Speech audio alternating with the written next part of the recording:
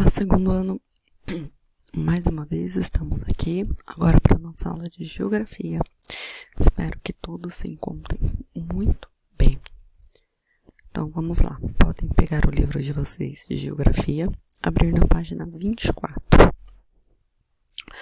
Em uma das aulas passadas, nós já realizamos essa atividade, porém, nós vamos voltar para reler o texto e relembrar o que aconteceu. Então, vamos lá. Podem acompanhar comigo na página 24. Bairro, o meu lugar. Todos os dias, Miguel se levantava cedo e para ir para a escola. Ele não leva mais do que 15 minutos a pé nesse percurso, mas na volta sempre demora um pouquinho mais, porque gosta de andar pelo parque e admirar a paisagem. Durante a tarde, Miguel vai ao parque com seus amigos e às vezes eles vão até a sorveteria ou passeiam de bicicleta pelas redondezas. À noite, ele leva o seu cachorro Peralta para passear no quarteirão em que mora. No último sábado, a sua família fez um churrasco e convidou os amigos que moram nos outros quarteirões. Esses quarteirões juntos formam o bairro. Segundo o pai de Miguel, no bairro em que moram, eles têm tudo o que precisam: moradia, trabalho, estudos e diversão. E aí, e como é o seu bairro? O seu bairro, ele também oferece tudo para vocês? Papai de vocês tem trabalho, vocês estudam no mesmo bairro, vocês têm bastante diversão lá? Como que é? Aí, na página, nossa próxima página, a página 26, nós vamos continuar a nossa leitura. Assim como seus pais e avós, Miguel nasceu, cresceu e criou laços no bairro da Moca, em São Paulo. Por isso ele gosta tanto desse lugar. O bisavô de Miguel deixou seu país de origem, a Itália, e se mudou para a Moca em 1910. Seu nome era Francisco e ele veio em busca de trabalho e de uma vida melhor. Esse deslocamento feito por Francisco é chamado de migração. Por isso, ele pode ser chamado de migrante. Como Francisco, outros italianos também foram morar naquele bairro, e esse lugar recebeu pessoas que saíram de outras áreas do Brasil também em busca de melhores condições de vida, como os nordestinos. Com tanta gente chegando ao longo do tempo, o bairro cresceu. Então é assim, as coisas acontecem exatamente dessa maneira. Muitas pessoas saem dos seus países de origem, dos seus estados, procurando sempre uma vida melhor. E o São Paulo, o nosso estado, ele é um bairro, um estado ao qual ele oferece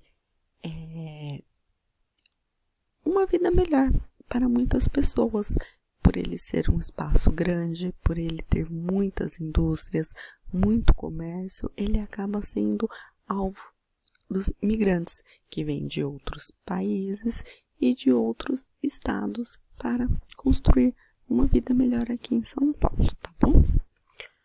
Então vamos lá.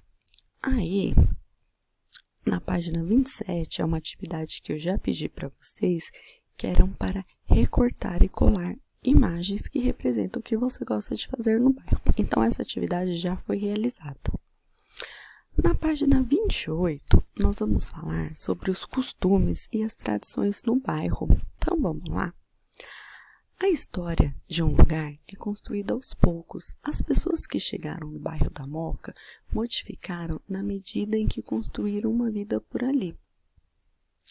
Assim, pessoas que vieram de lugares diferentes e criaram laços com o mesmo lugar. Hoje, muitos costumes e tradições da Itália são lembrados em festas típicas que todo ano os moradores promovem.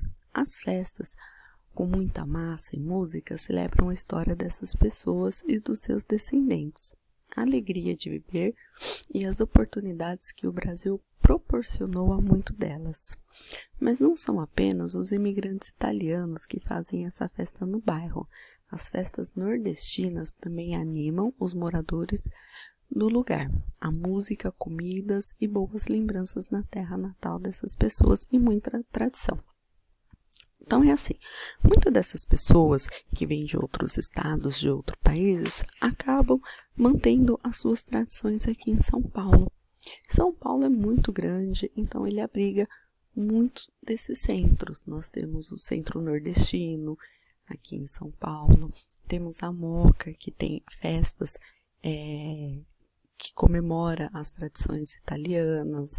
No Brás também nós temos a Liberdade, que ela tem um grande número de japoneses, e todos os finais de semana tem diversas feirinhas com produtos japoneses. Então, assim, são as pessoas que tiveram que sair dos seus países de origem, do seu estado de origem, e busca, junto com seus companheiros que são do mesmo estado, um jeito de relembrar as suas raízes e não deixar morrer. Então, vamos lá.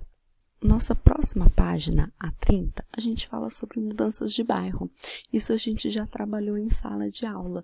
Nós trabalhamos como que era Itaquaquecetuba há alguns anos atrás e tudo que mudou.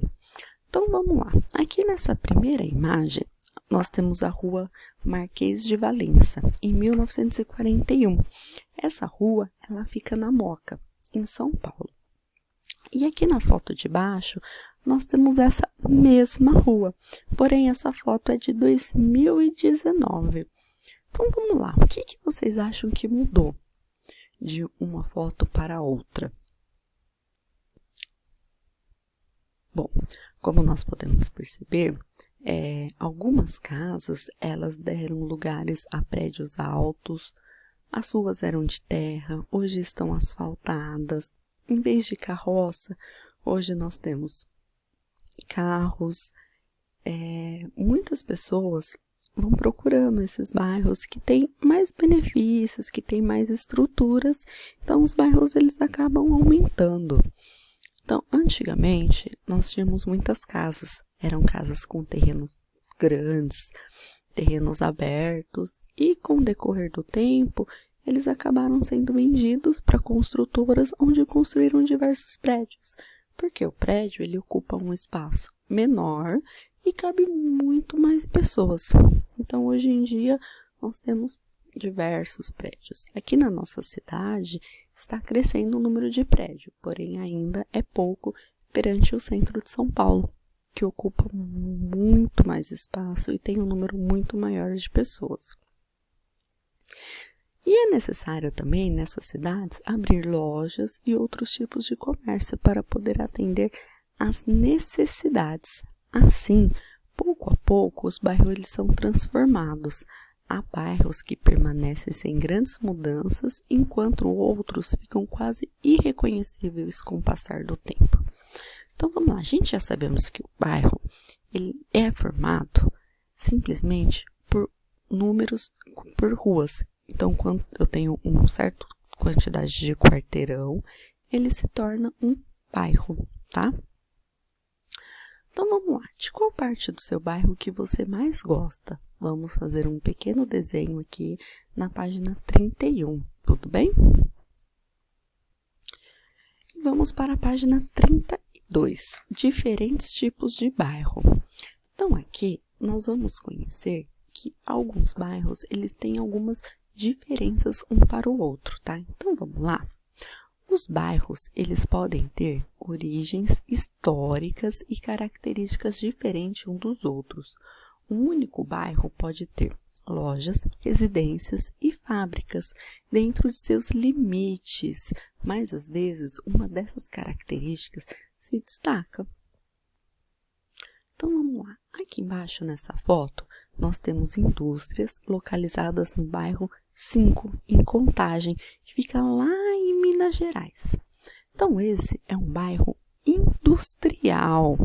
Por quê? Porque nesse bairro predominam indústrias e grandes galpões, e a maior parte do movimento nesses bairros ocorre sempre durante o horário comercial. Ou seja, enquanto nós temos a fábrica funcionando no seu horário de trabalho, que na maioria das vezes vai das 8 da manhã às 17 horas, que são 5 horas da tarde, o movimento é muito maior. Claro que existem empresas que trabalham também durante a noite, mas mesmo assim com um número reduzido de funcionários, tá? Aqui na foto de baixo, nós temos um bairro residencial em Ribeirão Claro, que fica lá no Paraná.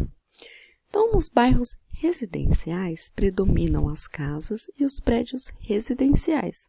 Como a concentração de pessoas vivendo nesses bairros, é comum haver nele pontos de comércio em que os moradores podem comprar produtos básicos para o seu dia a dia. Aí aqui na página 33, nós temos um trecho da rua 25 de Março, que fica no bairro da Sé, em São Paulo. A 25 de Março ela é considerada um bairro comercial. Por quê? Porque ela concentra lojas, escritórios de empresas, restaurantes, lanchonetes e por oferecer todas essas opções, o fluxo de pessoas nesses bairros é intenso ao longo de todo o dia.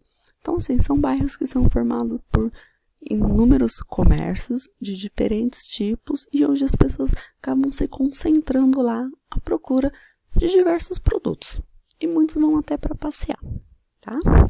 Então, vamos lá. O que nós aprendemos? Nós aprendemos que um bairro é formado por um conjunto de quarteirões. O que são quarteirões? Na verdade, são ruas. Acabou uma rua, depois que a minha rua percorreu, ela é um quarteirão. Então, eu vou para o próximo quarteirão, tá? Cada bairro é um lugar único e tem a sua própria história.